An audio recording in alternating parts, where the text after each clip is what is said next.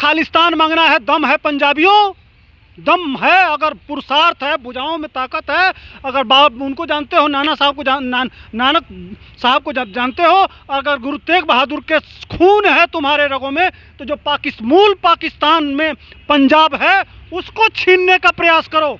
वो मांगो मोदी से, वो कहो कि हमको मूल पंजाब दे दो, हम तुम्हारे साथ हैं, तुम्हारे कंधा से कंधा मिलाएंगे। अगर दम हो, असली पंजाबी हो, गुरु तेग बहादुर के वंशज हो, गुरु गोविंद सिंह के वंशज हो, नानक के वंशज हो, तो असली पंजाब जिस दिन मांगोगे उस दिन पहचान होगा तुम्हारा। हम भी गर्व से सीना 56 नहीं 150 इंची का हो जाएगा और कहेंगे कि हाँ, वही अखंड भारत का सपना आज एक पंजाबी लेकर निकला है।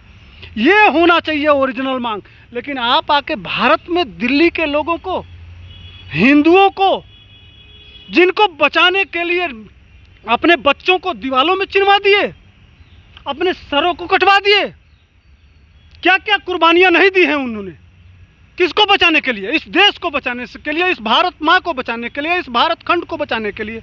एक पंजाबी कह रहा था कि मैं जय हिंद नहीं बोलूँगा, भारत माँ की जय नहीं बोलूँगा, और कहते हो कि हम अन्न उगाते हैं। इस धरती को जिस तरह से माँ अपने बच्चे को दूध पिलाती है, उसी तरह से यह माँ अपना सीना चीर के तुमको गेहूं धान देती है, जो तुम्हारे रगों में खून बहता है। सबसे बड़ी माँ, तुम जो माँ दूध पिलाती है उसको अगर खाना न खिलाया जाए तो दूध बनेगा? तो सबसे बड़ी माँ कौन हुई?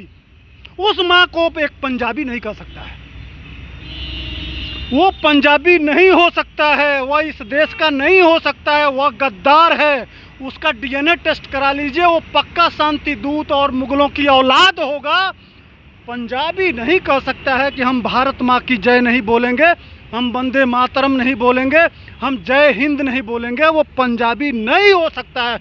यह देश नहीं मानता है, यह देश नहीं कहेगा, यह विचारधारा है ही नहीं। कहा था ना कि AK-47 लगा हुआ है और खालिस्तान जिंदाबाद लिखा हुआ है, और ट्रैक्टर लेके आते खालिस्तान जिंदाबाद के नारे लगा रहे हैं, पाकिस्तान जिंदाबाद के नारे लगा रहे हैं।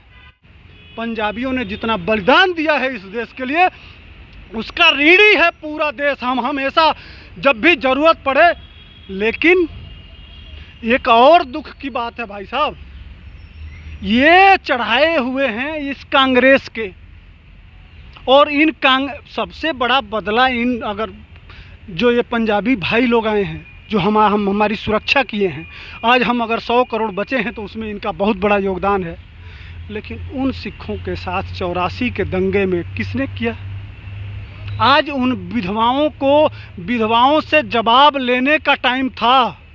अगर हमारे पुरखों के साथ जिस तरह से हुआ होता तो आज मैं कांग्रेस को कब का ख़त्म कर दिया होता। ये संकल्प होना चाहिए पंजाबी का। इसलिए कि चलिए, हमारे मोहल्ले में कितनी विधवाएं हैं पंजाबी बहनों की, क्या दोष था उनका? गलती 2 लोगों ने किया था, पूरे देश में उस कांड को किया गया। अगर रगों में खून खौलता है तो कांग्रेस से बदला लो ना, बदला लो राहुल गांधी से, बदला लो कैप्टन अमरिंदर से, बदला लो सोनिया गांधी से, या जितने कांग्रेसी हैं, उन्हीं के कहने पे, उन्हीं के इशारे पे इसको तलवा चाटना कहते हैं। और कल एक वो भी सिख नहीं हो सकता। ये युवराज का बाप, युवराज सिंह का बाप कल कह रहा था कि भाजपाइयों तुम्हारी कब्रों पे लोग थूकेंगे। मैं युवराज सिंह से बाप से कहता हूं कि थूकेंगे तो आप पे, थूकेंगे मनमोहन सिंह पे। इसलिए कि सरदारों का चरित्र रिमोट से चलने का नहीं है। लेकिन पूरे सरदारों का नाक कटवा दिए मनमोहन सिंह जिस दिन उस विदेशी महिला के हाथों से रिमोट से ये देश चलने लगा। पंजाबी कभी रिमोट से नहीं चला है, उस पे थूकेंगे लोग। उसको आपको नेता नहीं मानना चाहिए कि हमारे पंजाबियों का चरित्र यह नहीं रहा है कि हम किसी रिमोट से चलें। विवेक, पुरुषार्थ, शक्ति की कोई कमी नहीं होती है। किसी के कहने पे, किसी के इशारे पे चलने वाले नहीं होते हैं। कर भैया बने अपनी छाड़ बिरानी आस, यह चरित्र होता है पंजाबियों का।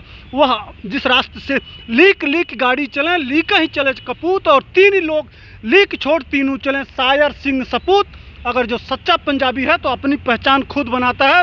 सोनिया गांधी के गोदी में रह के उनके हाथों से रिमोट कंट्रोल से चलने वाला वो पंजाबी नहीं हो सकता है, वो पंजाब का नेता नहीं हो सकता है। तो सबसे पहले बदला कांग्रेस से उस 85 के बदला उसके साथ लेना चाहिए, और साथ देना चाहिए मोदी का, जिन्होंने उस 84 के दंगे का मुकदमा फिर से खुलवाया, उसमें जो वांछित अपराधी थे उनको जेल में भिजवाया।